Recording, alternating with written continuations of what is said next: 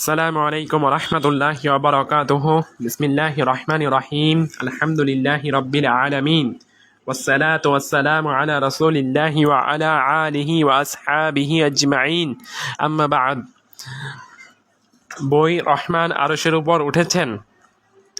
কোরআন, সুন্নাহ, সালাফে সালেহিন ও ইমামগণের ভাষ্যের আলোকে মহান আল্লাহর আরশের উপর ওঠা, সব কিছুর উপরে থাকা, সাথে থাকা ও নিকটে থাকার সিফাত তথা গুণ বিষয়ে বিশুদ্ধ আকিদা।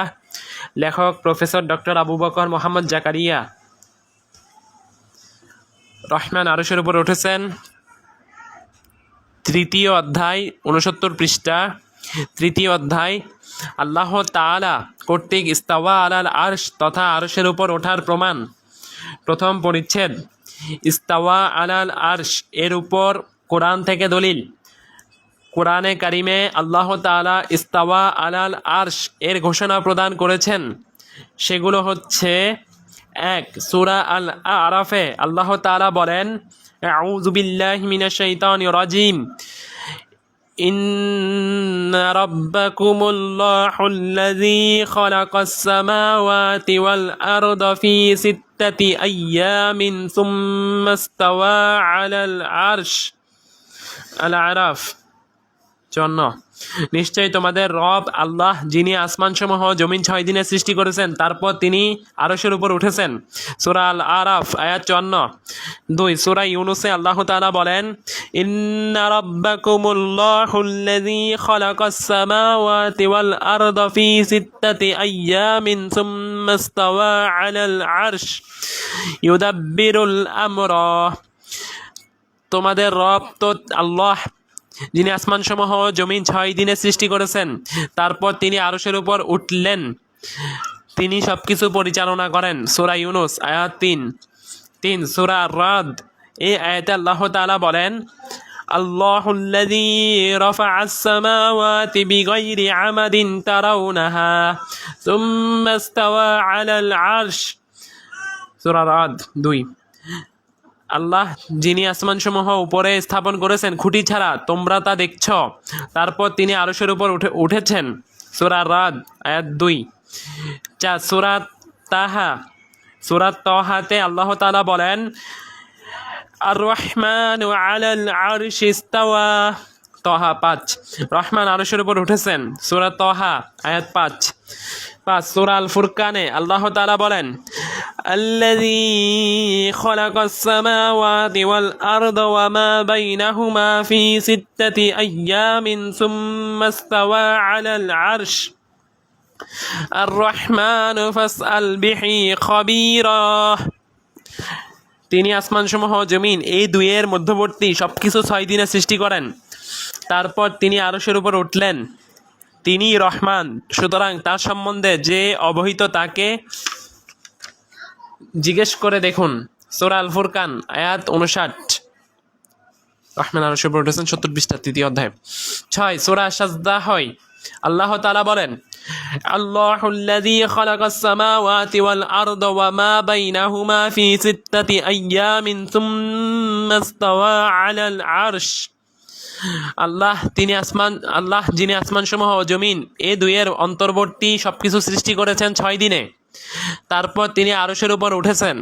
সূরা সাজদা আয়াত 4। 7. সূরা আল হাদিদে আল্লাহ তাআলা বলেন, হুয়াল্লাযী খালাকাস সামাওয়াতি ওয়াল আরদা ফি সিত্তাতি আইয়ামিন সুম্মা ইস্তাওয়া আলাল আরশ। আল হাদিদ 4। তিনি 6 দিনে আসমানসমূহ জমিন সৃষ্টি করেছেন, তারপর তিনি আরশের উপর উঠেছেন। সূরা আল হাদিদ আয়াত 4। উপরে আসা আয়াতসমূহের ভাষ্যে ইস্তাওয়া আলাল আরশ কথাটির অর্থ আমরা করেছি আরশের উপর উঠলেন। এর কারণ কি? কারণ এর মাধ্যমে আমরা আল্লাহর একটি সিফাতে ফিলিয়াহ বা কর্মগত গুণ সাব্যস্ত করার বিষয়টি প্রমাণ করতে চাচ্ছি। সরাসরি কোরআনুল কারিমের 7টি আয়াতে আল্লাহ তাআলা নিজ পরিচয় তুলে ধরতে গিয়ে তার এই গুণটির কথা বলেছেন।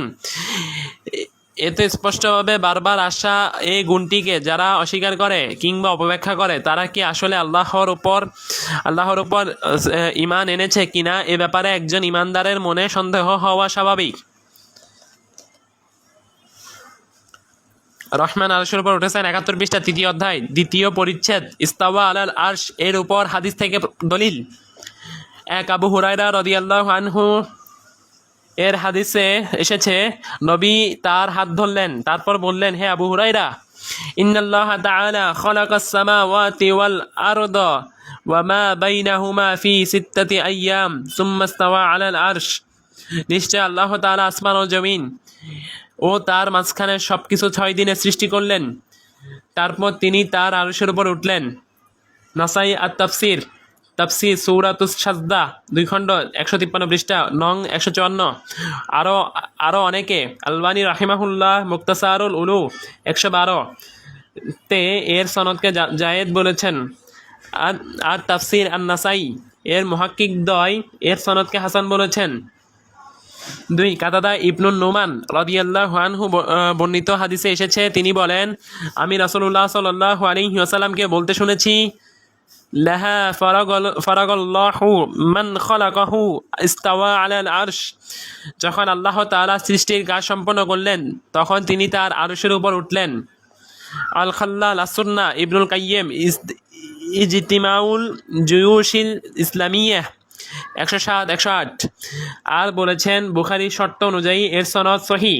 জাহাবি আল উলু পৃষ্ঠা 110 আর বলেন, এর বর্ণনাকারীরা সবাই নির্ভরযোগ্য। জাহাবি আল আরশ 2 খণ্ড 90 পৃষ্ঠা। আরও অনেকে। তবে মনে রাখা দরকার, এই হাদিসের মতো আরেক হাদিসে কেউ কেউ বাড়িয়ে বলে, তারপর তিনি পায়ের উপর পা রেখে পিঠের উপর শুয়ে পড়লেন।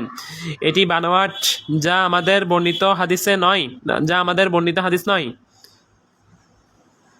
3 আবু রাজিন আল উকাইলি রাদিয়াল্লাহু আনহু থেকে বর্ণিত, রাসূলুল্লাহ সাল্লাল্লাহু আলাইহি সাল্লাম বলেন, সুম্মা খালাকাল আরশা সুম্মা ইস্তাওয়া আলাইহি ওয়া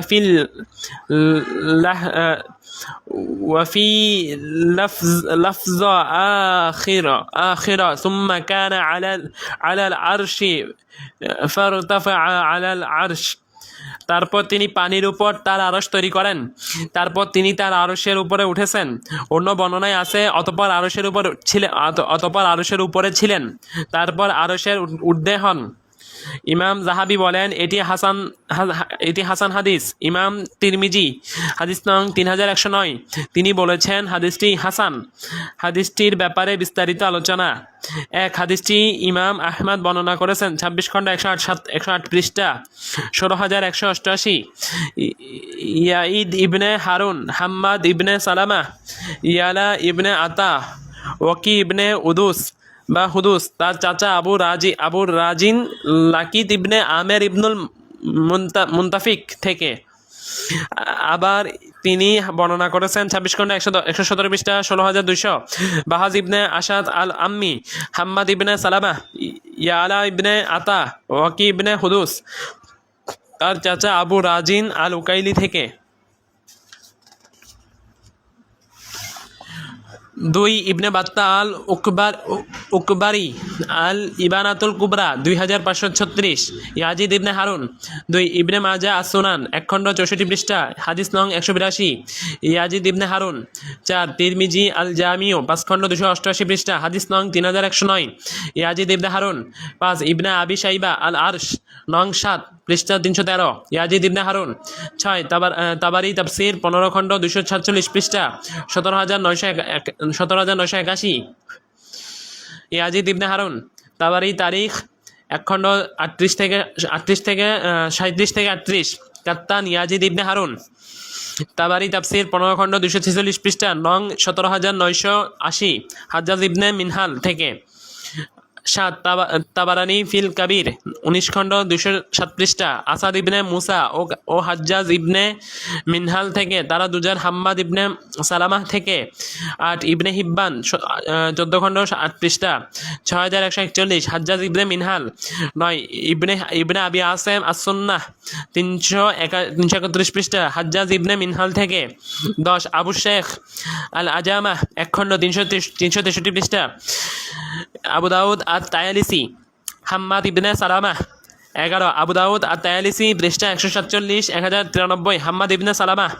12 বাইহাকি আল আসমা ওয়া সিফাত 2 খণ্ড 235 পৃষ্ঠা 2 খণ্ড 203 পৃষ্ঠা ইবনে আবি ইয়াস হাম্মাদ ইবনে সালামা 13, ইবনে আব্দুল বার আত তামহিদ 7 খণ্ড 137 পৃষ্ঠা, মোহাম্মদ ইবনে আবদুল্লাহ আল খোজাই হাম্মাদ ইবনে সালামা।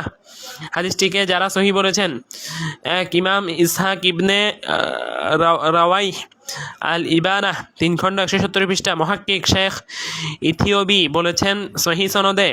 2, আবু উবাইদ কাসেম ইবনে সালাম গরিবুল হাদিস 2 খণ্ড 9 পৃষ্ঠা, মাহমুদ শাকের তালিক আলা তাফসির আত তাবারি 3 খণ্ড, ইমাম তিরমিজি তার সুনানে হাসান বলেছেন। তিরমিজি 5 খণ্ড 288 পৃষ্ঠা, হাশিয়াতু ইবনুল কাইয়িম আলা সুনানি আবি দাউদ 4, ইমাম ইবনে জারির আত তাবারি তারিখ উমামি ওয়াল মুলুক 1 খণ্ড 31 থেকে 32। 5, ইবনে তাইমিয়া আল হাররানি ইস্তেকামা 1 খণ্ড 126 পৃষ্ঠা, সাফারিয়া 2 খণ্ড 79 পৃষ্ঠা, মাজমু ফাতাওয়া 2 খণ্ড 275 পৃষ্ঠা, 5 খণ্ড 55 পৃষ্ঠা, 315 পৃষ্ঠা। 6, ইমাম জাহাবি আল উলু পৃষ্ঠা 18। 7, ইবনুল কাইয়িম ইলামুল মুওয়াক্কিঈন 4 খণ্ড 267 পৃষ্ঠা। 8, ইবনে কাসির ফাতাওয়া ইমামুল মুফতিন পৃষ্ঠা 13। হাদিসটিকে যারা দুর্বল বলেছেন: 1, ইবনুল জাওজি দাফু সুবাহি মান তামাররাদা 253 থেকে 254। 2, ইবনে কুতাইবাহ তাউইল মুখতালাফুল হাদিস 222। 3, বাহারুদ্দিন ইবনে জামাহ ইজাহুদ দলিল পৃষ্ঠা 199। 4, শেখ আলবানী মিশকাত 3 নং খণ্ড 244 পৃষ্ঠা, জিলালুল জান্নাত 331 পৃষ্ঠা, দয়ীফা 11 খণ্ড 321 পৃষ্ঠা, মুখতাসারুল উলু 193 250। মোট কথা, হাদিসটি গ্রহণযোগ্য কারণ ওকি ইবনে হুদুসকে ইবনে হিব্বান তাওসিক করেছেন। জাওজাকানি সাদুক বলেছেন, অনেকেই তার ব্যাপারে চুপ ছিলেন। জাহাবি তাওসিক করেছেন। ইবনে হাজার মাকবুল বলেছেন, অর্থাৎ অপর বর্ণনা থাকলে তার থেকে আরও বর্ণনা মুসনাদ আহমদে এসেছে। বিস্তারিত দেখুন http://www.ahlalhadith.com VB show thread PSP T200307।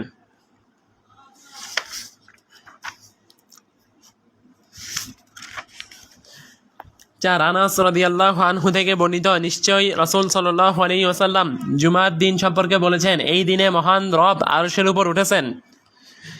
এই হাদিস ইমাম শাফিঈ তার মুসনাদে বর্ণনা করেছেন। মুসনাদ আশ-শাফিঈ পৃষ্ঠা 70, আল-উম 1 খণ্ড 208 থেকে 209 পৃষ্ঠা, আব্দুল্লাহ ইবনে আহমদ আস-সুন্নাহ পৃষ্ঠা 56। এই হাদিসগুলো সবই সরাসরি আল্লাহ তাআলা কর্তৃক আরশের উপর ওঠার কর্মবাচক গুণ সাব্যস্ত করছে। এইসব হাদিসে ইস্তাওয়া শব্দটি তার জন্য রাসূলুল্লাহ সাল্লাল্লাহু আলাইহি ওয়াসাল্লাম ব্যবহার করেছেন, যা কোনো জাহমি বা মুতাজিলি ব্যতীত কেউ অস্বীকার করতে পারে না। এখন আমরা ইস্তাওয়া শব্দের কয়টি অর্থ হতে পারে তা আমাদের সালাফে সালিহিন, সাহাবী, তাবেঈন, মুফাসসিরিন, মুহাদ্দিসিন, আইম্মায়ে মুজতাহিদিন ও ভাষাবিদদের মত থেকে জেনে নিব। তৃতীয় অধ্যায় শেষ, তৃতীয় পর্ব সমাপ্ত। সুবহানাকা আল্লাহুম্মা বিহামদিকা আশহাদু আল্লা ইলাহা ইল্লা আনতা আস্তাগফিরুকা ওয়া আতুবু ইলাইক। 73 পৃষ্ঠা পর্যন্ত শেষ। আসসালামু আলাইকুম ওয়া রাহমাতুল্লাহি ওয়া বারাকাতুহু।